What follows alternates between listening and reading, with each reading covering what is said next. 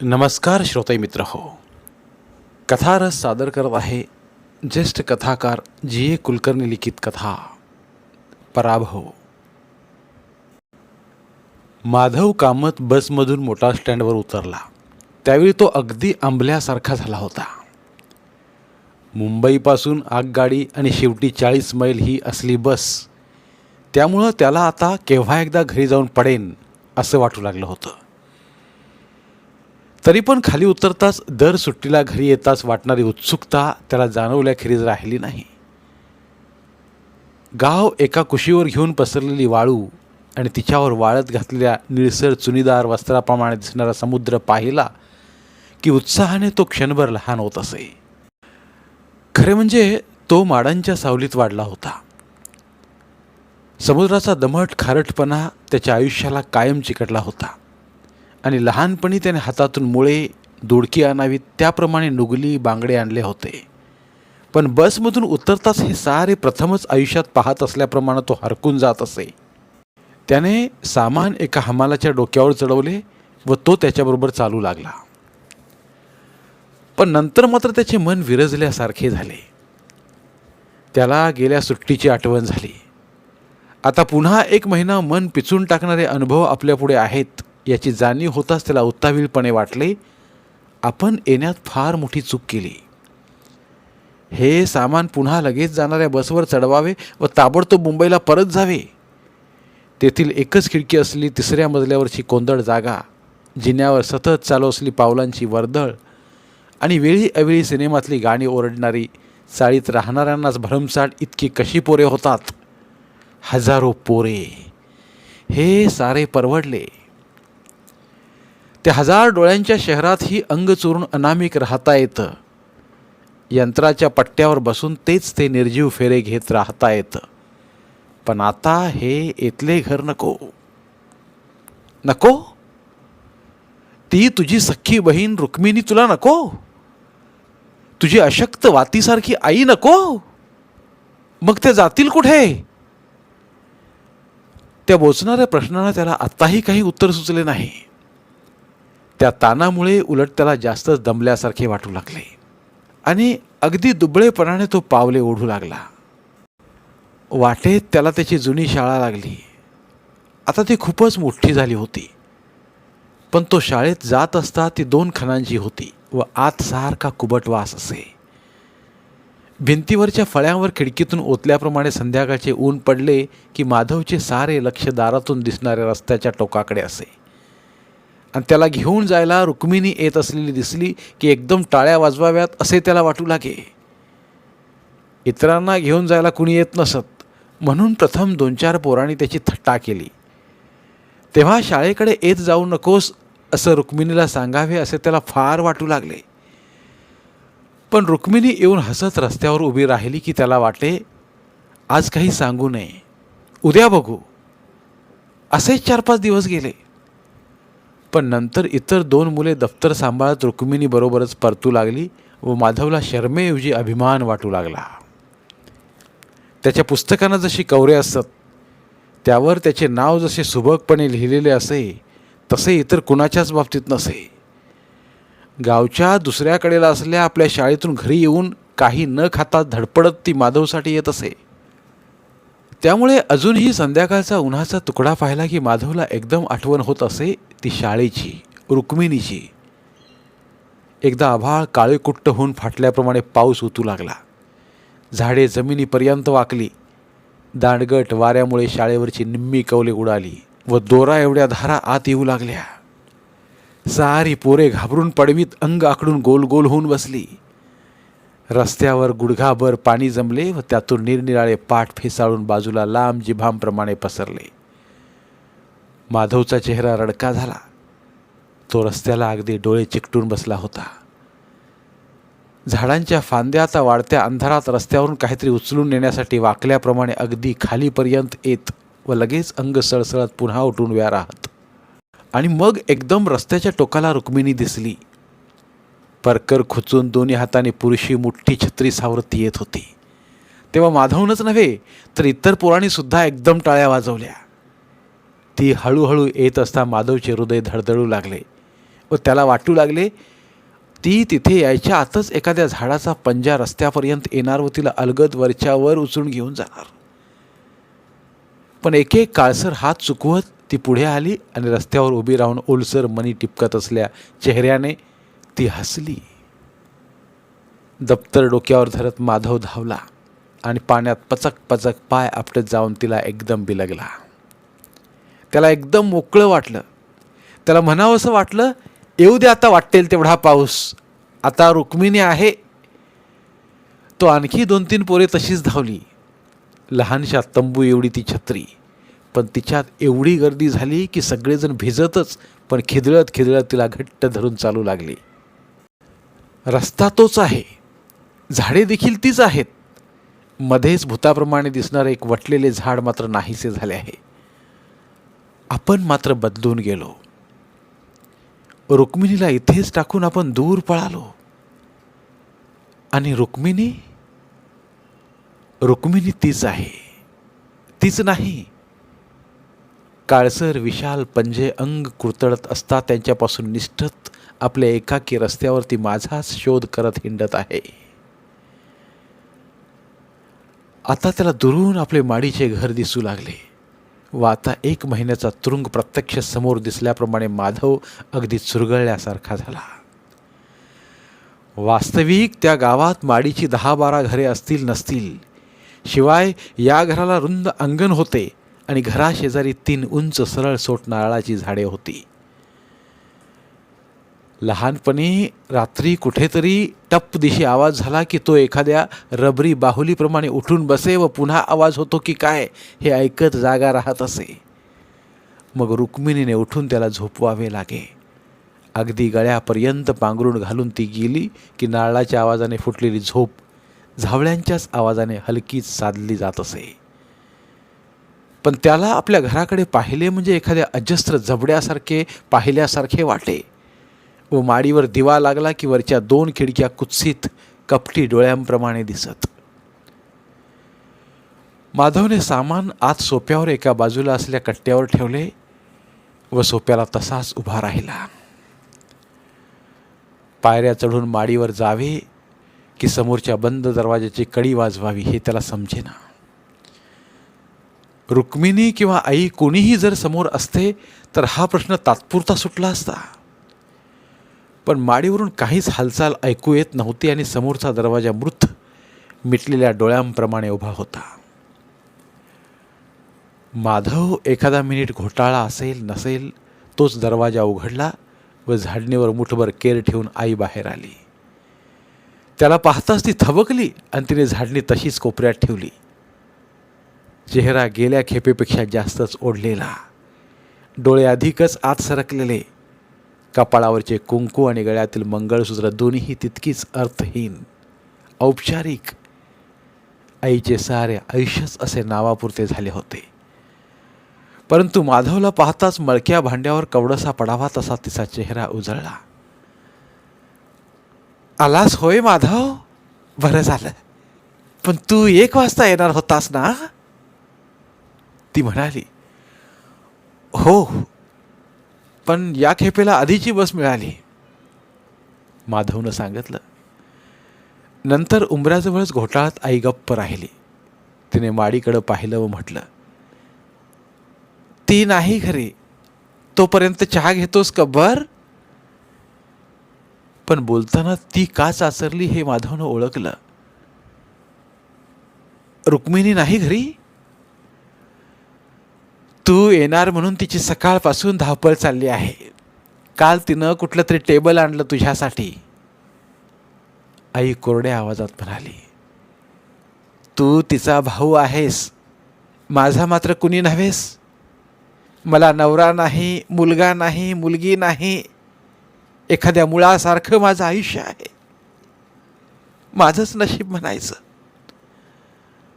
आईचा आवाज एकदम कडवट झाला. माधव शरमला. तो मुकाट्याने तिच्या मागोमाग आला व 1 पाट जमिनीवर टाकून तो त्यावर बसला. थोरल्या काकांचं पत्र वगैरे मिळालं तुला? चुलीवर आदण ठेवता ठेवता आईने विचारलं. तिच्याकडे न पाहता माधवने मान हलवली.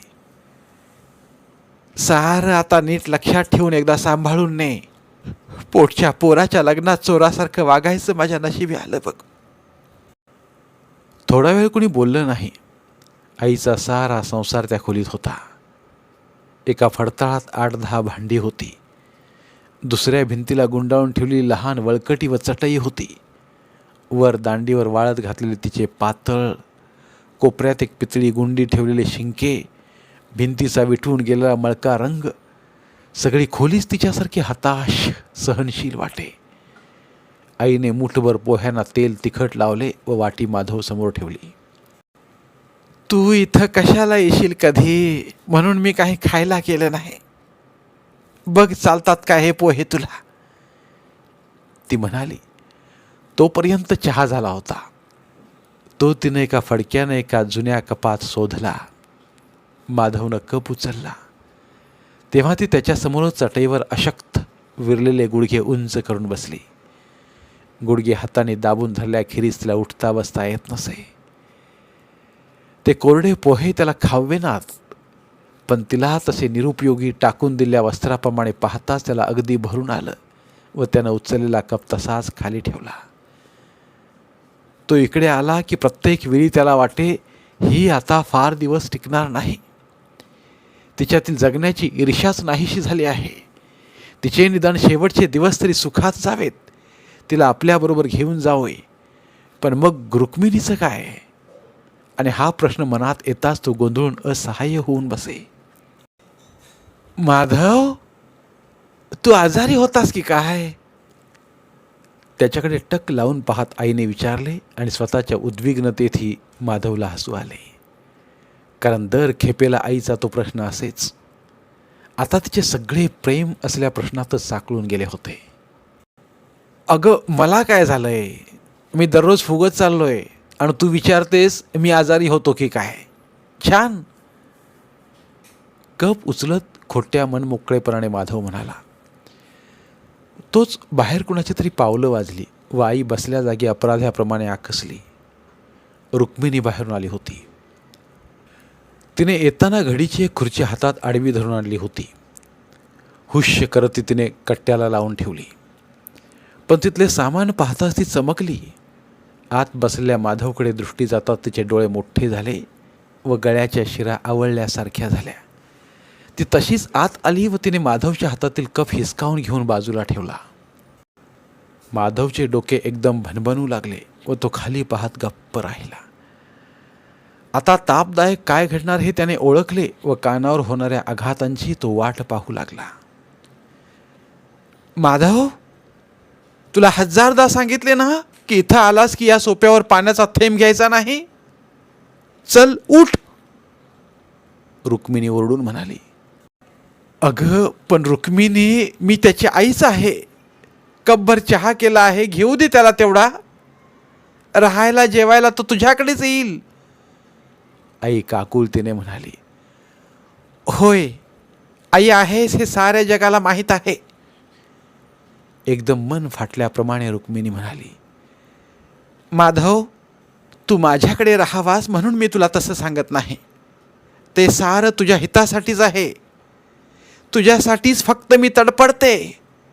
इथलं सारं विषारी आहे. मी बाजूला नसताना तू जर इथं एकटा सापडलास तर तुझं आयुष्य देखील जळून जाईल बघ. तो तुझा तेवढा भाऊ नाही, माझा पण मुलगा आहे, आई चिडून म्हणाली. पण तिच्या शब्दात धार नव्हती. आत्ताच तिचे ओठ थरथरू लागले होते आणि डोळ्यात पाणी आलं होतं. होय, म्हणूनच भीती आहे. दादा गेले, मुलीचं वाटोळं झालं, आता हा एकटा उरला. त्याचं हे तसंच कर म्हणजे जिंकलंस. पण पण मी जिवंत आहे तोपर्यंत त्याचं तरी माझ्यासारखं होऊ देणार नाही मी. आईला हे सारं असह्य झालं आणि ती भिंतीवर डोके आपटून रडू लागली. असलं काही आक्रस्ताळी करू नकोस. तो महिनाभर आला आहे, तेवढं तरी त्याला सुखानं राहू दे. माधव, चल चल येथून, रुक्मिणी कर्कशपणे म्हणाली. सारखे तापलेले शब्द, थेंब थेंब थेंब.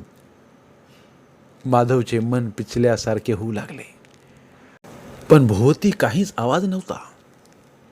हे आत्ताचे शब्द नव्हेत. पूर्वी 100दा होऊन गेलेल्या प्रसंगाचे एक भूत क्षणभर दिसून गेले.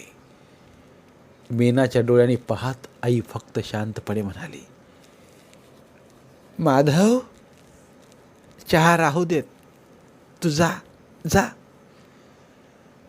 उठ माधव, रुक्मिणी थरथरत म्हणाली आणि ठसठसणाऱ्या वेदनेने माधव खाली मान घालून तिच्या मागोमाग बाहेर आला. गुडघे दाबत आई उठली व तिने चहा तसाच न्हाणीत ओतला. नंतर तिने दरवाजा लावला. पण त्या पापणी आड ती साऱ्या अंगाने रडत असल्याप्रमाणे तिचे हुंदके माधवला जिना चढताना ऐकू येत होते. माडीवर 2 सोपे होते व त्यापैकी एकात रुक्मिणीने आपले स्वतंत्र स्वयंपाकघर केले होते. माधव माडीवर आला व सरळ पलंगावर पडला.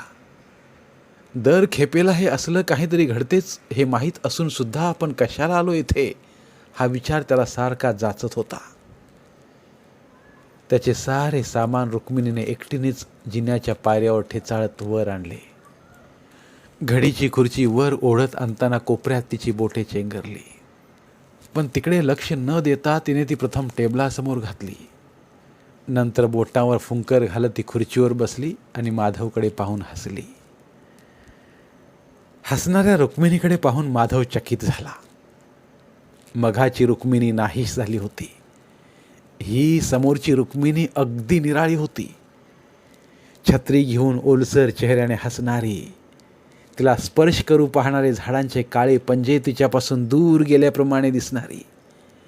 तिचा चेहरा आता अगदी शांत, गाल तळाशी बसल्याप्रमाणे अगदी स्वच्छ होता आणि त्यावर त्याला अगदी लहानपणापासून परिचित असलेला भाबडा प्रेमळपणा होता. आवडली खोली तुला? तिने विचारले. तिने मुद्दाम आणलेल्या टेबलावर एका बशीत अबोली मोगऱ्याची फुले एकत्र घालून ठेवली होती आणि त्यामुळे बशीचा तरुण गोऱ्या गालासारखा दिसत होता.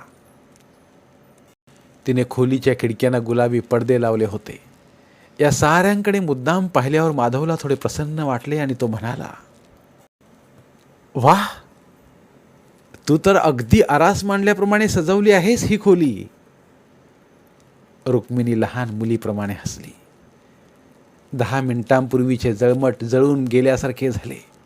ती उत्साहाने म्हणाली, हे बघ माधव, सामान आपण नंतर सोडू. मी चहा आणते हं.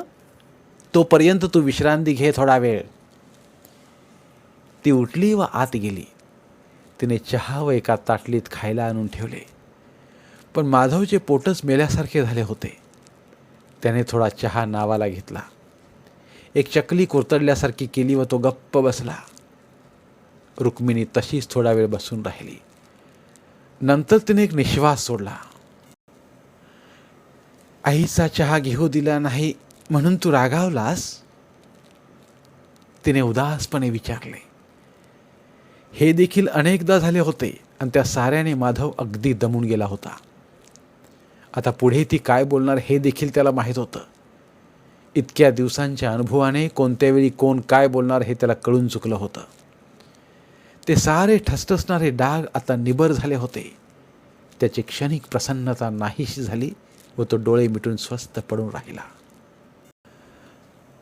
इतकं तू पाहिलंस माधव, पण तुला अजून तिच्या स्वभावातलं विष कसं समजलं नाही? रुक्मिणी म्हणाली, अजूनही तुला तिच्याविषयी कशी ओढ वाटते? ती माझी सुद्धा आईच, पण निव्वळ स्वतःच्या लहरीसाठी तिनं माझं आयुष्य जाळून टाकलं. सदानंदाविषयी अफवा पसरवल्या. तुला माहीत नाही, पण 10 दिवस तिनं मला कोंडून ठेवलं. अंग काळं निळं होईपर्यंत तिनं मला मारलं. दादाचं आयुष्य काय झालं? तिला त्रासून ते घरातून कायमचे निघून गेले. कायमचे. माधवने डोळे उघडले व बोलण्यासाठी तो एकदम कुशीवर वळला. रुक्मिणीचा चेहरा आता पुन्हा ताणल्यासारखा झाला आणि कपाळावर फुगल्या शिरेमुळे गंधाची टिकली जागी झाल्याप्रमाणे झाली होती. त्याला ओरडून सांगावंसं वाटलं, दादा तिला त्रासून घरातून गेले नाहीत. ते गेले ते आपले कृत्य लपवण्यासाठी. पण लगेच त्याने हताशपणे विचार केला, सांगून तरी काय उपयोग. आत्तापर्यंत 4-6 वेळा तरी त्याने ती हकीकत तिला सांगितली होती, पण त्याचा काहीही परिणाम झाला नव्हता. त्याला स्वतःच्या दुबळेपणाची फार चीड आली व तो ओठ दाबून गप्प राहिला. दादा घरातून गेले हे खरे, पण ते त्यांच्या बँकेत 13,000 रुपयांचा घोटाळा झाला म्हणून मग मग घरची अब्रू वाचवण्यासाठी थोरल्या काकांनी स्वतःचे पैसे घातले.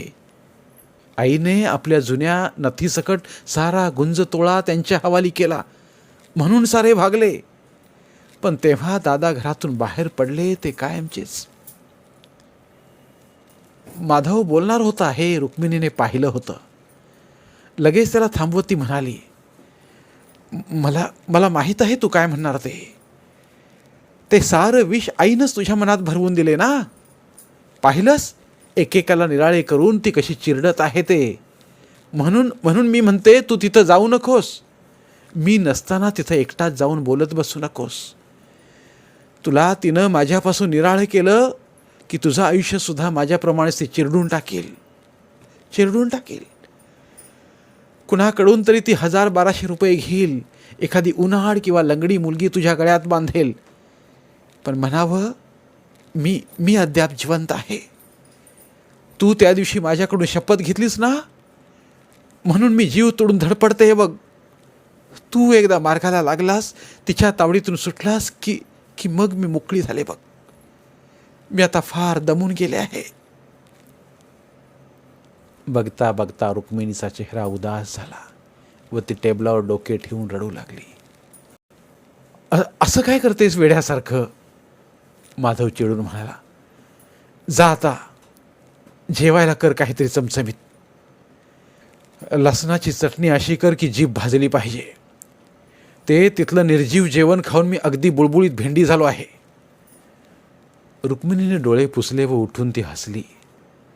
अगदी लहान मुलीसारखी हसली व आत गेली. इतका वेळ अंगावर असला ताण एकदम सैलावल्याप्रमाणे माधव पुन्हा पडून राहिला.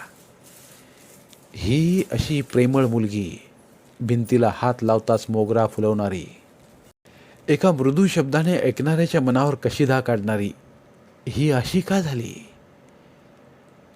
तिच्या आयुष्याच्या दोन्ही कडांना कसली काळी विषारी झाडे आहेत. कोणत्या झाडाच्या पंजाने तिला स्पर्श केला आणि तो का. तो प्रसंग घडला त्यावेळी माधव घरी नव्हता असे नाही.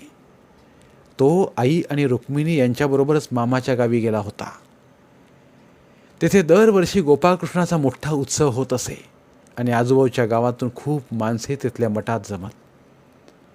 डोंगराच्या उतरणीवरील गर्द हिरव्यागार रंगात भूछत्राप्रमाणे उगवले ते गाव मठाच्या भोवती वाढले होते. मठाच्या गच्चीवर उभे राहिले की पिवळी लाल काजूची बोंडे असल्या झाडामागे दूर समुद्राची थरथरती रेषा दिसे. 3 दिवस रंगीबेरंगी रेशमी पोशाखात माणसे नाचत आणि मग पुन्हा एक वर्ष ते गाव आपल्या विचारात गढून जात असे. त्यावर्षी सदानंदही उत्सवाला आला होता. हे गाव सोडून गेल्यानंतर तो प्रथमच या बाजूला येत होता. तो आता शिकून मोठा झाला होता व म्हैसूरच्या एका कॉलेजात शिकवत होता. येथे असताना तो अनेकदा घरी येत असे. तेव्हापासूनच त्याला नृत्याची आवड होती. रुक्मिणीने किंवा माधवने विषय सुचवावा, मग उमलल्या फुलांच्या पाकळ्यांप्रमाणे बोटांची उघडझाप करत, आकर्षक हातवारे करत त्याने त्याला अदृश्य स्वरूप द्यावं. सरोवरावरून हंस परत आपल्या घरट्याकडे येतो. सूर्य क्षितिजावर येतो व त्याच्या प्रकाशाने एक एक पक्षी प्राणी स्वप्नातून जागा झाल्याप्रमाणे होतो. शेतकरी आकाशाकडे पाहतो.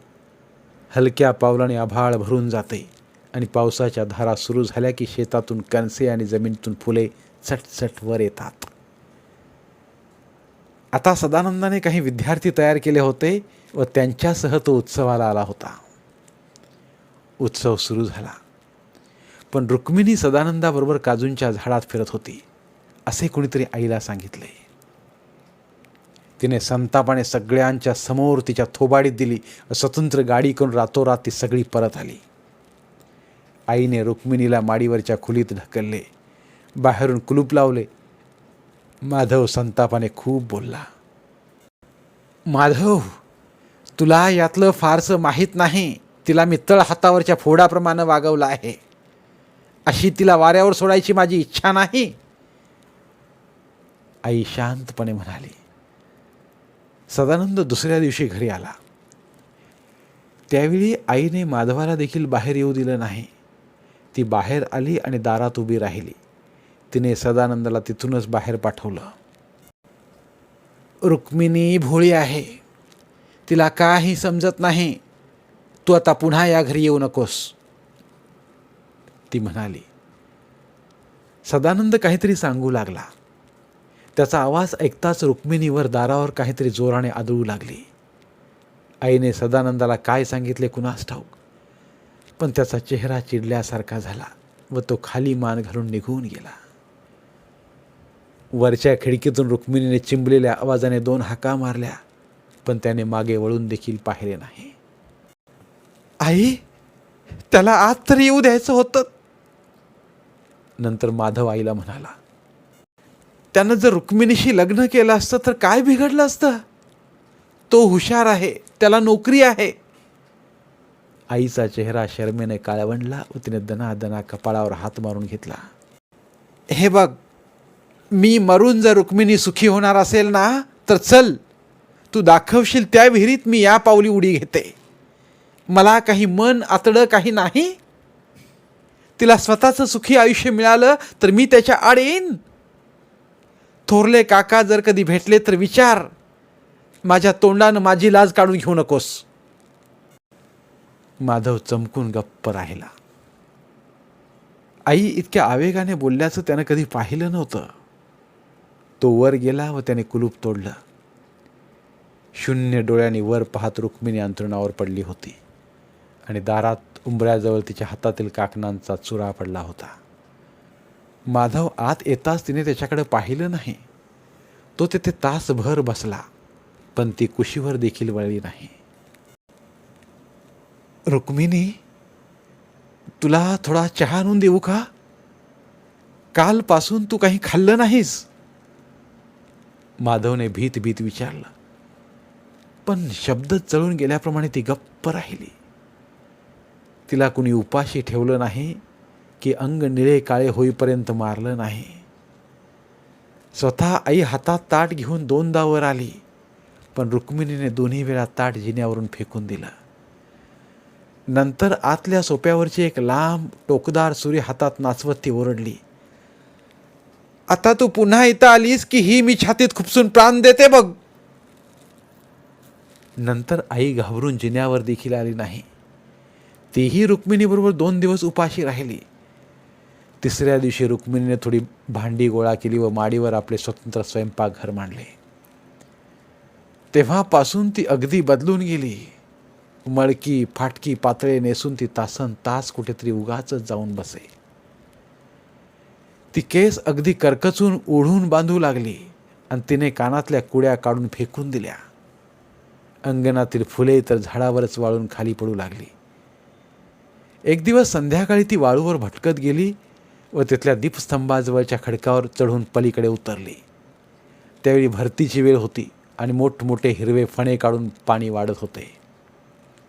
ती गुडघावर पाण्यात असताना तिथल्या कोळ्यांनी पाहिलं व आरडाओरडा करून तिला बाहेर काढलं. दीपस्तंभाचं काम करणारा अंतुन डिसोजा माधवला म्हणाला, तुझ्या बहिणीला काय वेड लागले की काय? आणखी 10 मिनिटात सगळं खलास झालं असतं. जीव द्यायचा असेल तर पुढच्या खेपेला दुसरीकडे जा म्हणावं, नाहीतर नुसतं हंबग माझ्या मागे लागायचं. हे असं झालं तरी तिला 2-4 तालेवार स्थळं आली. नाहीतरी आजूबाजूच्या 8-10 गावात तिच्यासारखी देखणी मुलगी दिसली नसती. तिथे वस्ती मुख्यत्वे करून सारस्वतांची होती. त्यामुळं सकाळी सडा घालणाऱ्या किंवा रांगोळी काढणाऱ्या व्यक्तीकडे सहज पाहिलं तरी कोणत्याही वस्तीत घरंदाज कुलीन सौंदर्याचे 8-10 चेहरे दिसत. पण रुक्मिणी जवळून गेली की समवयस्क मुली ही हेव्याने तिच्याकडे पाहत. थोरल्या काकांनी खूप समजूत घालण्याचा प्रयत्न केला, पण रुक्मिणीचे एकच उत्तर असे, आता ते सगळं संपून गेलं. आईनं आईनं सारं उधळून लावलं. आता ते आपल्या मुलाचं लग्न कसं करते पाहते. मग थोरल्या काकाने घरातून अंगच काढून घेतलं. घराची 2 शकलं झाली आणि ते मरून गेल्याप्रमाणे त्याच्यावरची कळाच नाहीशी झाली. त्यानंतरच्या सुट्टीत माधव घरी आला व खाली राहिला. तो येऊन तास होतो न होतो तोच रुक्मिणी धावत खाली आली आणि त्याच्यासमोर उभी राहिली. माधव, इथं राहायचं नाही, वर चल, हातवारे करीत ती वेड्यासारखी म्हणाली. पण इथं राहिलं तर काय बिघडलं? असला काय वेडेपणा करतेस? माधव समजुतीच्या स्वरात म्हणाला. आता मी आलो आहे, मग निदान 1 महिना तरी आपण सगळेजण एकत्र राहू. इथं राहून मी जळाले मी. दादा गेलेच, आता तूच एकटा राहिला आहेस. तुला तरी मी इथं एकट्यानं राहू देणार नाही, ती हट्टाने म्हणाली. नंतर आई काहीतरी म्हणाली. माधवनं सांगून पाहिलं, पण तेच वाक्य ती सारखी घोळत राहिली. शेवटी ती वैतागाने म्हणाली, जर तुझी इच्छा असेल तर तू राहा. मी जीवाचं बरं वाईट काहीतरी करून घेते. माझ्या जिवंतपणी तरी तुझंही असंच काहीतरी व्हायला नको. हातवारे करत पाय आपटत ती माडीवर निघून गेली. बघ बाबा वर जाऊन, आत्ताताई पोरगी आहे ती, मटकन खाली बसत आई म्हणाली. खरंच काहीतरी करून घ्यायची. माधव वर आला आणि दारातच थिजल्यासारखा उभा राहिला. त्याचे पायच वितळल्याप्रमाणे झाले आणि त्याला एकदम भोवळ्यासारखे झाले. रुक्मिणीने 4-5 ठिकाणी अंगावर सुरीने जखमा करून घेतल्या होत्या व तिच्या पातळावरून खाली अंथरुणावर रक्ताचे ओघळ लागले होते. नंतर एकदम जिवंत झाल्याप्रमाणे माधवने आई म्हणून हाक मारली व तो धावत खाली आला. थोड्या वेळाने डॉक्टर चिकरमणे आणि त्याची बायको आली. स्वतंत्र माणूस पाठवून थोरल्या काकांना बोलावून घेतलं. सारा वेळ एखादे भयंकर स्वप्न पाहत असल्याप्रमाणे माधव निश्चल बसून होता. डॉक्टर आणि थोरले काका नंतर खाली आले. डॉक्टर काकांना काहीतरी म्हणाले व निघून गेले. माधव धावत वर जायला निघाला तेव्हा थोरले काका म्हणाले, तशी भीती नाही म्हणे, तू जाऊन ये वर, पण नंतर मला जरा बोलायचं आहे. पुष्कळशा पट्ट्या बांधून रुक्मिणी अंथरुणावर पडली होती. तिच्याकडे पाहतच माधवला कळवळल्यासारखे वाटले, पण एकदम रागही आला. त्याने आत जाऊन पुन्हा सुरी बाहेर आणली व चिडून ती रुक्मिणी पुढे धरली. तो म्हणाला, रुक्मिणी, तुला मरायचं होतं ना, मग मर. ही घे सुरी, ही घे. मग मी एकटा राहतो व मग मी देखील असंच काहीतरी करतो. संपून जाऊ द्या सगळं एकदाच. पण नंतर त्याने ती सुरी तिथूनच आत फेकून दिली. मूर्ख, बेअक्कल कुठली. रुक्मिणीनं दमलेले डोळे उघडले व त्याचा हात धरला. असं म्हणू नको रे, तू मरायचं नाव काढू नकोस. मला जगावंसं फारसं वाटत नाही. तुला एकट्याला कसं टाकेन मी. उलट तुझ्यासाठीच तर मला हट्टानं जगायचं आहे. तू एकदा मार्गाला लागलास की मग मी सुटले बघ. अरे आता मला जर मरायचंच होतं तर सुरी कुठे खुपसून घ्यावी हे मला माहीत नव्हतं होय. माधव ऐकतच राहिला. आता वेडे कोण, आपण की रुक्मिणी, हेच त्याला समजेना. पण आता असला मूर्खपणा कधी करणार नाही अशी शपथ दे. माझी शपथ, तो म्हणाला. तुझी शपथ रे, कधी नाही. तू तुझ्या मार्गाला लागून सुखी होईपर्यंत नाही, ती म्हणाली. तिने त्याचा हात सोडला व ती पुन्हा स्वस्थ पडली. माधवला खाली येताना पाहून थोरले काका उठले व बाहेर अंगणात जाऊन उभे राहिले. माधवही तिथे आला आणि त्यांच्या शेजारी उभा राहिला. तिला आता भीती नाही. त्याच्याकडे न पाहता थोरले काका म्हणाले, पण माधव या पुढचं काही सांगवत नाही. मला वाटतं आपण तिला एखाद्या हॉस्पिटलमध्ये ठेवावं काही दिवस. ही दुसरी खेप. गेल्याच खेपेला खटला भरण्याची धमकी दिली होती पोलिसांनी. त्यावेळी दादा बाबा करून गप्प बसवलं त्यांना. मी तरी किती दिवस सांभाळणार सारं? तू मोठा झालास, आता तूच सारं ठरव. आईलाही विचार तुझ्या. आईला काय विचारायचं? तिच्यामुळे तर हे सारं सुरू झालं. माधव कडवटपणे म्हणाला. थोरले काका एकदम चमकले. ते त्याच्याकडे वळले व रागाने म्हणाले, मूर्खासारखं काही बोलू नकोस. तिच्याकडं पाहिलं की वाटतं तिनं हातात पोतेरं घ्यावं आणि सरळ माझ्या तोंडावर मारावं. असल्या आयुष्यात मी तिला ढकललं. तिचं लग्न ठरवायला मी गेलो होतो. मी तिला मानानं इथं आणलं आणि इथं तिचं आयुष्य वाहतीला लागलं. पण एका कडू शब्दानं तिनं मला कधी बोलून दाखवलं नाही. काय माहीत आहे तुला तिच्या आयुष्याविषयी? नारायणाविषयी तुला ती 13,000ची भानगड तेवढी माहीत असेल, पण नारायणाला कोणतं व्यसन नव्हतं? तुला माहीत नसेल सदानंदाच्या आईशी त्याचा अनेक वर्ष. थोरले काका एकदम शरमले. त्यांचा चेहरा लालसर झाला. जाऊ दे, ती अगदी वाईट चालीची बाई. तिनं त्यातला पुष्कळसा पैसा गडप केला. हे तुला माहीत आहे? तुझी आई एक बाई माणूस. तिनं दुसरं काय करायला होतं रुक्मिणीच्या बाबतीत? तरी ती धैर्याची आहे. तू तिला विचारून बघ हवं तर. ती माझ्याकडे येऊन राहील. 10-15 माणसांच्या रगाड्यात तिचं ओझं व्हायचं नाही आमच्या घरात. पण रुक्मिणीला आता इथं ठेवणं धोक्याचं आहे. नंतर कधीतरी ती आपला जीव घेईल किंवा आईला तरी मारेल. पहा, तू इथं असेपर्यंत विचार करून काहीतरी ठरवून टाक. माधवचं लक्ष त्यांच्याकडे राहिलं नाही. एकदम आघात झाल्याप्रमाणे तो बधीर होऊन राहिला होता. झोपेत असल्याप्रमाणे तो आत आला व सुन्न निर्जीव मनानं त्या कट्ट्यावर बसून राहिला. रात्री त्याने आईजवळ तो विषय काढला. ती कोपऱ्यातील शिंक्यात एक भांडे ठेवत होती. ती फिरून उभी राहिली व घाबरून तिने उघड्या तोंडावर बोटे ठेवली. रुक्मिणीला खुळ्यांच्या दवाखान्यात ठेवायचं? अरे तिथे म्हणे चाबकानं मारतात, लाल पळ्यांनी डाग देतात. तिला तिथं पाठवू नको रे. तिला इथंच राहू देत, अगदी तिच्याच मनासारखं. नंतर तिचे डोळे ओले झाले. एक एक गोष्ट हाताने प्रत्यक्ष बाजूला सरकवत असल्याप्रमाणे हातवारे करीत ती म्हणाली, तू तिच्याकडेच राहायला पाहिजेस ना. मग अगदी तिच्याकडेच राहत जा. माझ्याकडे येऊ नकोस, माझ्याशी बोलू नकोस. मग तर झालं. मला नवरा नको, मुलगा नको आणि मुलगीही नको. राहीन मी एखाद्या महारोग्यासारखी. नशिबात भोग आहेत तोपर्यंत राहते आणि मग जाते निघून.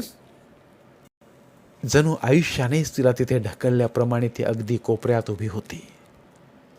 सारेच हिरावून गेले आहे. आता कसली भीती? असा असहाय्य ताठरपणा तिच्यात होता. माधवनं पाहिलं, ती थोड्या वयस्कर रुक्मिणीसारखी दिसत होती. तेवढीच उंच, परंतु आजूबाजूला वेडावणाऱ्या झाडांना पाहून अगदी घाबरून जाऊन कोपऱ्यात उभारणारी. एखादी सळक अंगातून जावी त्याप्रमाणे माधवला थोरल्या काकांनी सांगितलेली माहिती आठवली. पण आपणाला ती समजली म्हणताच ती शरमेने अकसेल म्हणून माधव गप्प राहिला. पण तिच्या आणि स्वतःच्या दाढ शरमेने त्याचे मन मात्र मलिन झाले. तेव्हापासून माधव इकडे आला की रुक्मिणीकडे राहत असे. आणलेले कापड, पातळ किंवा मधाची बाटली देण्यापुरता तो आईकडे येई. 2-4 औपचारिक प्रश्न विचारित असे. सारा वेळ रुक्मिणी खांबाप्रमाणे दाराजवळ उभी असे. असल्या निर्जीव बोलण्याने वैतागून आई माधव गप्प बसत. माधव जायला निघाला की थोडा वेळ दरवाजा उघडा असे. काही न बोलता आई बघत उभी राही व तो निघून गेला की दरवाजा पुन्हा 7-8 महिने बंद होत असे. कधीतरी अगदीच न राहून आईने काहीतरी खायला समोर ठेवलं, हातात चहाचा कप दिला की जुनी जखम उरल्याप्रमाणे रुक्मिणी भडकत असे. व मग आईच डोळ्यात पाणी आणून माधवला, जा बाबा इथून जा, म्हणून सांगत असे. नुकताच झालेला मनस्ताप अजून पुसला नव्हता, पण माधवला पडून राहण्याचा कंटाळा आला. तो उठला व त्याने आपली बॅग उघडली. त्यातून त्याने रुक्मिणी व आई यांच्यासाठी आणलेली पातळे बाहेर काढली व कॉटवर ठेवली. नंतर 8-10 पुस्तके काढून टेबलावर मांडली. खालच्या पॅडमधून एक पत्र व फोटो त्याने काढला, पण नंतर पत्र खाली ठेवून फोटो तेवढाच उचलला व बॅग बंद केली. त्याचवेळी टॉवेलला हात पुसत रुक्मिणी बाहेर आली व म्हणाली, अरे तुला टोमॅटोची कोशिंबीर चालेल? ती येताच माधवने लगबगीने फोटो एका पुस्तकात घातला व म्हटले, वाह चालेल की. पण फोटो ठेवत असता रुक्मिणीने पाहिले होते. माधव, कुणाचा रे फोटो, बघू तरी, एकदम हसत ती म्हणाली व तिने ते पुस्तक उचलले. अरे हा तर शुभा नाडकर्णीचा फोटो. असं म्हणजे हे सारं माझ्यापासून लपवून ठेवलं होतं का माधवराव? रुक्मिणी खुर्चीवर बसली आणि फोटोकडे काळजीपूर्वक पाहू लागली. आणि ही ड्युटी तर कशी आहे बघ, इतक्या वेळा भेटते, पण कार्टीनं एका शब्दानं मला पत्ता लागू दिला नाही. तू हिच्याबरोबर सुखी होशील असं तुला वाटतं ना? माधवने मान एकदम खाली केली व रुक्मिणीकडे त्याला पाहावे ना. आपल्या लग्नाच्या कल्पनेत ती इतकी खुलली याचा त्याला अचंबा वाटला. याआधी त्या मुली आईने निवडल्या, पसंत केल्या, एवढ्याच एका कारणासाठी ती तनतनत त्यांच्या घरी गेली होती व अगदी ठरलेले लग्न 2 ठिकाणी मोडून ती परतली होती. तीच ही रुक्मिणी. त्याला वाटले, रुक्मिणीला आपण इतके वर्ष पाहतो, पण खरी रुक्मिणी आहे तरी कोणती? जणू तिला उचलून नेण्यासाठी खाली खाली येणाऱ्या फांद्यामधून धीटपणे पुढे येणारी, की अंगावर सुरीने कचाकचा ओरखडे काढून घेणारी, की एखादे गाणे म्हणत असता मध्येच व्याकुळ स्तब्ध होणारी, की आईला पाहताच विषारी शब्दांचे थेंब टाकणारी, केस करकचून बांधणारी, कर्कश ओरडणारी, की ही प्रेमळ आवाजाची, मोगऱ्यावर सूर्यप्रकाश पडल्याप्रमाणे वाटणारी हसरी उमललेली रुक्मिणी. या साऱ्या आकृती दिसतात, एकमेकात मिसळून जातात व खरे असे काही समजतच नाही. अरे त्यात लाजायचं काय? त्याची मान खाली गेलेली पाहून रुक्मिणी म्हणाली, हे बघ माधव, मी काही तुझ्या इतकी शिकलेली नाही हो, पण एक सांगू, सुख आपल्या पायरीपर्यंत येण्याची वाट पाहू नये. ते जिथं असतं तिथं जावं लागतं, तिथंच ते वेचावं लागतं. त्यात मान अपमानाचा प्रश्न नाही. ही शुभा शहाणी मुलगी आहे, ती तुला आयुष्यात आधार देईल असं मला सुद्धा वाटतं. मीच तुला तिच्याविषयी एकदा विचारणार होते. अशी मुलगी आली, तू तुझं आयुष्य सुरू केलंस की मी सुटले बघ.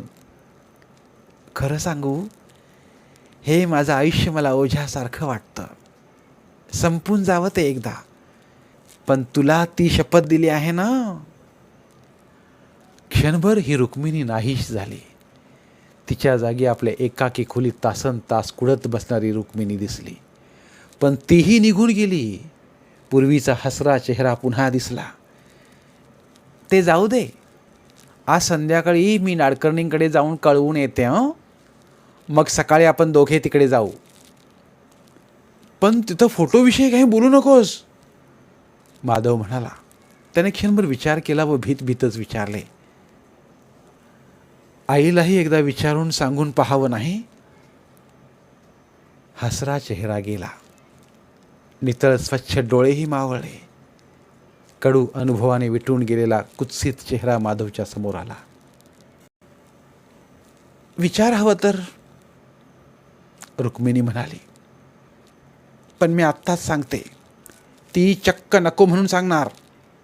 तिला नाडकर्णीकडून एक पै मिळायची नाही ना. ती कशाला हो म्हणेल?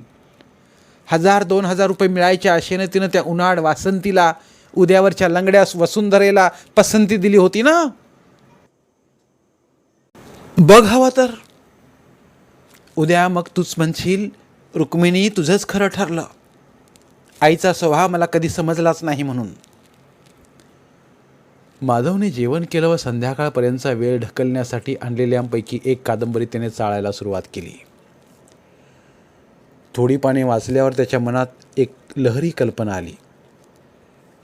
त्याला वाटलं आपण रुक्मिणी आई ही खरे माणसे नसून एका कादंबरीतील पात्रेच आहोत.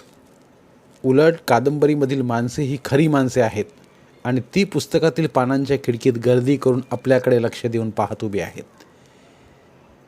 त्या कल्पनेने त्याला बराच वेळ खेळवलं. नंतर त्याचे डोळे जड झाले व त्याला नकळतच त्याच्यावर अस्वस्थ व अपराधी झोपेची झापड पडली. आणि दुसऱ्या दिवशी सकाळी अगदी रुक्मिणीने म्हटल्याप्रमाणे झालं. सकाळी नाडकर्णीकडे जाताना माधव आईकडे गेला व रुक्मिणी दारात त्याच्याकडे पाठ करून बाहेर पाहत उभी राहिली.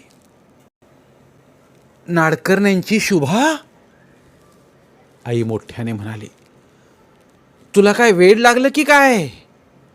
अरे पायावर भिंगरी असलेली मुलगी ती, तिचा पाय घरात 1 मिनिट टिकत नाही. ती काय संसार करणार? मला विचारशील तर हे काही पसंत नाही बाबा. त्यांच्याकडे तोंड न वळवता रुक्मिणी कुत्सितपणे हसली. बरोबर आहे माधव, इथं काही खालच्या हातानं 1000-2000 रुपये येणार नाहीत ना. तुला सुखाचं होतं की नाही हा प्रश्नच नाही. त्या मुलीविषयी तू विचारसुद्धा करू नकोस. तिच्याकडे दुर्लक्ष करून आई म्हणाली. त्या माणसांचा खरं म्हणजे फार अपमान झालाय, पण हवं तर वासंतीविषयी पुन्हा विचारू का बघ. कुणाला तरी पाठवता येईल, तिकडे जाऊन संध्याकाळपर्यंत परतसुद्धा येईल. माधव, ही मुलगी तुला माहीत आहे, इथं तुझ्या आयुष्याचा प्रश्न आहे. तेव्हा तू सारं स्वतः ठरव, बाकीचे वाटतील ते म्हणू देत. तुझ्या मनात जर हिच्याशी लग्न करायचं असेल तर दुसऱ्या मुलीविषयी कसे प्रयत्न होतात ते मी पाहते. रुक्मिणी कर्कशपणे म्हणाली. चल आता, चल. तुला पाहायचं होतं ना विचारून, ते काम झालं. चल, मी तुला कालच सांगितलं होतं की हे सारं असं घडणार म्हणून. रुक्मिणी आणि माधव नाडकर्णीच्या घरी गेले.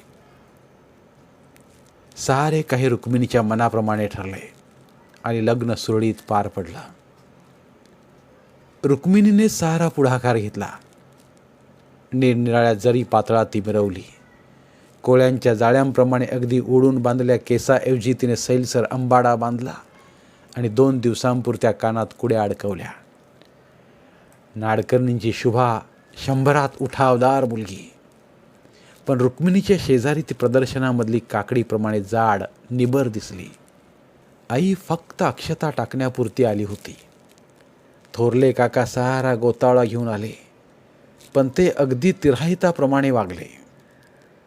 रुक्मिणीने ठरवून दिलेल्या गोष्टी त्याने अलिप्तपणे केल्या आणि माधवला येतो रे, सुखानं रहा असं सांगून त्याच दिवशी ते निघून गेले. घरावर चढलेला उत्साहाचा नवा साज कुणाला नकळत हलक्या पावली निघून गेला आणि ते घर पूर्वीप्रमाणे झाडांच्या सांगाड्याप्रमाणे निर्जीव उदास दिसू लागले. शुभाच्या भावाचे लग्न आणखी 1 महिन्यातच होते. तेव्हा तिने नंतर जावे असे ठरले व माधव परत जायला निघाला. सकाळपासून रुक्मिणीची धडपड सुरू झाली. तिने त्याची बॅग भरली, थर्मास धुवून ठेवला. माधवला मिळालेल्या भेटी तिने एका लहान खोक्यात घालून तो व्यवस्थित बंद केला. वळकडीची दोरी जुनी झालेली पाहताच तशीच बाजारात जाऊन तिने नवी दोरी आणली. त्याला लागणारी भांडी तिने गोळा केली व थोडी आईकडून मागून आणली. तिच्याशी बोलताना तर रुक्मिणीचा आवाज सौम्य झाला होता. अखेर माधव तिच्या तावडीतून सुटला होता. तो तरी आपल्या सुखाच्या मार्गाने चालू लागला होता. परंतु माधवचे परटाकडे गेलेले कपडे मात्र अद्याप आले नव्हते. परीट 3 वाजता येणार होता, पण आता 4 वाजून गेले तरी त्याचा पत्ता नव्हता. रुक्मिणी 10दा खिडकीकडे गेली. 10दा उतावीळपणे परतली. तिने पर्टाला चिडून शिव्या दिल्या व शेवटी पायात वाहनं अडकवून ती स्वतःच कपडे आणायला निघाली. अगं पण येईल तो, इतकी घाई कशाला? माधव म्हणाला. या संध्याकाळपर्यंत तो केव्हाही आला तरी चालेल की. कशाला त्रास घेतेस एवढा? त्रास कसला रे त्यात? आणि यापुढं का असला त्रास वरचेवर होणार आहे? तू आता पुढे इतक्या वेळा कशाला येशील? आता तुला संसार आहे, बायको आहे, मुलं बाळं येतील, त्यात तू रमून जाशील. रुक्मिणी एकदम व्याकुळ होऊन म्हणाली. मलाही पुष्कळदा वाटतं तू आता इथं येऊच नाहीच. अगदी धडपडून मी तुला जपलं, पण आता तुम्हा दोघांनाही इथं जपणं मला जमणार नाही. मी अगदी दमले आहे. येथून दूर तिकडेच तू सुखानं राहावंस. मला फार फार आठवण होईल तुझी. पण माझं काय रे, मला त्याचीही सवय होईल. शिवाय मी नंतर कधीतरी येऊन जाईन तुझ्याकडे, तुला संसारात अडकलेला पाहायला. रुक्मिणी थोडी हसली, पण ती हसली नसती तर बरे झाले असते असे माधवला वाटले. त्यामुळे तिचा चेहरा उदास, जास्तच आर्त झाला आणि तिच्या स्वतःच्या आयुष्याचा सारा रितेपणा डोळ्यांच्या कोपऱ्यांना पडलेल्या सुरकुत्यात स्पष्ट दिसून गेला.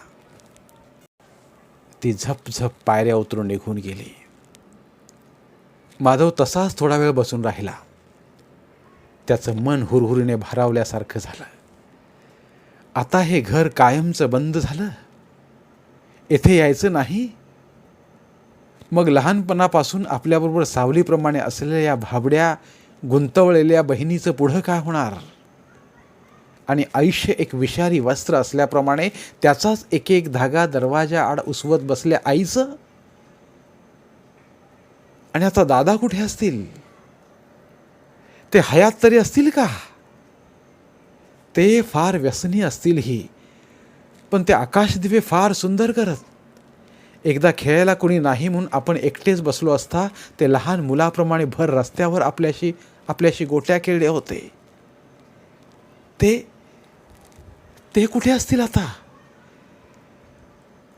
त्यांना जेवताना अगदी लहान का होईना पानात लिंबाची एक फोड लागे. झोपताना शेजारी तांब्याच्या भांड्यातच पाणी लागे. आता त्यांना हे सारं कसं मिळत असेल? हे सारं आठवताच माधवला स्वतःचे सुख फार स्वार्थी वाटलं. आपल्या अंगावर नव्या सुखाचे वस्त्र पडले व त्यामुळे या सगळ्यांपासून घराने आपल्याला दूर ढकलले असे त्याला वाटू लागले. त्याला तिथे एकटे बसवे ना. तो पायऱ्या उतरून खाली आला. लहानपणी आईचा डोळा चुकून खेळायला जायचे असले म्हणजे तो जसा निष्ठत असे त्याप्रमाणे एकच दरवाजा थोडा उघडून तो आत आला आणि संध्याकाळच्या खाण्यासाठी शेंगदाणे सोलत बसल्या आईसमोर तो एका खोक्यावर बसला. आई, मी उद्या सकाळी जाणार आहे, तो विस्कटलेल्या मनाने म्हणाला. आता पुन्हा कधी यायला मिळतं ते बघावं. आईनं मान हलवली, पण ती काही बोलली नाही. मला वाटतं तुम्ही दोघींनीही नंतर महिना येऊन जावा माझ्याकडे.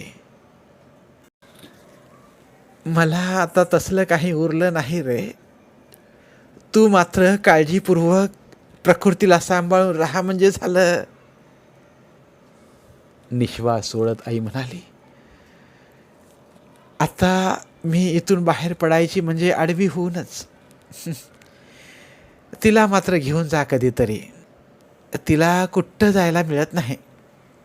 शिवाय तुझ्यावर तिचा फार जीव आहे. माझी सावली देखील पडू नये म्हणून तुला तिनं इतकं जपलं. आपल्या पसंतीनं तुझं लग्न केलं आणि तुझं आयुष्य सुरक्षित केलं तिने. ती स्वतः देखील मार्गाला लागली असती तर बरं झालं असतं रे. वाटलं होतं तुझं लग्न होईल, तिचाही संसार उभा राहील आणि नातवंडांच्या फळांच्या ओझ्याखाली मी सुखानं आडवी होईन रे. पण तसं कुठलं व्हायला? हजारात एक अशी ती मुलगी, पायात सोन्याचं तोडं शोभणारी, पण सगळं सगळं अगदी विस्कटून गेलं आणि शेवटी झालं काय तर तर तुझ्या वाट्याला बहीण राहिली आणि आणि आणि माझी मुलगी मात्र माझ्या वाट्याला भरून गेली. पण पण निदान हे लग्न तरी सुखरूप पार पडलं. ती माणसं देखील समजूतदार निघाली. हे नशीबच म्हणायचं. माधव म्हणाला, होय रे, पण ते सारं आधी ठरल्याप्रमाणे झालं म्हणून. आई म्हणाली, परंतु थोरल्या काकाने सारं ठरवलं आहे. मला मुलगी पसंत आहे हे तिला नुसतं समजलं जरी असतं तरी तिनं पूर्वीप्रमाणे सारं उधळून टाकलं असतं. आता घरात नक्षत्रासारखी मुलगी आली आणि निदान तुझं आयुष्य तरी सोन्याचं झालं. दार उघडले व दारात सावली पडली. तिथे हातात कपडे घेऊन रुक्मिणी उभी होती. तिचा चेहरा पाहताच माधव चरकला. सारं बोलणं तिने बाहेरून ऐकलं हे त्यानं ओळखलं व तो एकदम उठून उभा राहिला. क्षणभर कुणी काही बोललं नाही. रुक्मिणीने हातातील कपडे शिंक्याजवळच्या पेटीवर ठेवले व ती तिथेच उभी राहिली. तिचे डोळे मोठे ताठरल्यासारखे झाले आणि तिच्या हाताची बोटे सारखी उघडमीट करू लागली. म्हणजे सारं हे असं होतं तर? ती कोरड्या व निर्जीव आवाजात म्हणाली, हे सारं नाटक होतं तर माधव. जीव तोडून मी तुझ्यासाठी इतकं केलं आणि शेवटी मला एकटीला टाकून तू तिला सामील झालास. माझ्याकडून शपथ घेतलीस आणि तूच शेवटी मला असं मारलंस. तिच्या आवाजात चीड नव्हती. लावलेली वात जळत जाऊन काळवंडून जावी त्याप्रमाणे तो शब्दाने पुढे सरकत मरत असल्यासारखा वाटत होता. तुला शोभलं नाही माधव? आई आई, शेवटी तूच जिंकलंस. माझा पराभव झाला. मी हारले. मुठी घट्ट आवळून रुक्मिणी सोवळ्याच्या काठीप्रमाणे ताठ निर्जीव उभी होती. त्या सुन्न क्षणी देखील माधवला वाटलं त्याच कोपऱ्यात उभी असलेली रुक्मिणी अगदी आईसारखीच दिसते. आतल्या धगीमुळे चुरमळत असल्याप्रमाणे ओढलेला चेहरा, गोठलेले डोळे, किंचित थरथरणारे ओठ, सारे काही अगदी तसेच आहे. पण तो लगेच भानावर आला आणि अपराधी चेहऱ्याने म्हणाला, रुक्मिणी, पण ऐकून तरी घे, हे बघ. पण रुक्मिणी त्याच्याकडे लक्ष न देता कधीच न पाहणारे भकास डोळे त्याच्यावर रोखून स्तब्ध उभी होती. जणू आईने दिलेले शरीर तिच्या चेहऱ्याच्या शिक्क्यानिशी तेथे फेकून रुक्मिणी अगदी पूर्णपणे संपून गेली होती. धन्यवाद. पुन्हा भेटूया एका नवीन कथेसह. धन्यवाद. कथाकथन अभिवाचनात हवी भावभावनांच्या नवरसांची जोड मराठी बोलती पुस्तकात केवळ यासाठीच नाही कथारसाला तोड. मराठी साहित्यावर प्रेम करणाऱ्या सर्व मराठी साहित्य रसिकांनी आमचं कथारस हे चॅनल सबस्क्राईब करावं व भरपूर कथा कादंबऱ्यांचा आस्वाद घ्यावा. धन्यवाद.